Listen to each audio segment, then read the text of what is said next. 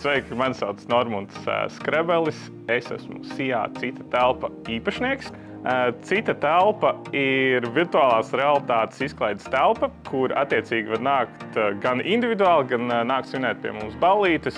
Tas ir gan bērniem, gan pieaugušiem, gan arī pensionāriem. Mums pat pensionāri ir ieklīduši uzspēlēt. Pie mums primāri, visbiežāk mums organizē ballītes, visādas ballītes bērniem, bet tās ir arī pieaugušiem ballītes, vecpuļu, vecmeitu ballītes organizējumi. Arī mums ir saliedēšanās pasākumi uzņēmumiem. Un tas viss balstās par un ap virtuālo realitāti.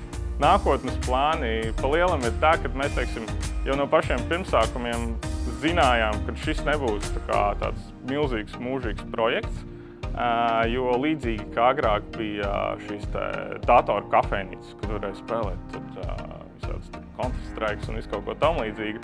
Un mēs zinājām, ka būs viens brīdis, kad visiem jau būs mājās tā virtuālā realitāte. Un tas pamazām jau nonāk pie tā, ka visiem cilvēkiem ir mājās šī virtuālā realitāte. Un tāpēc mēs ejam tajā lauciņā, ka mēs izstrādājam tieši saturu. Mums ir arī vēl interesants produkts, ko pie mums var izmēģināt.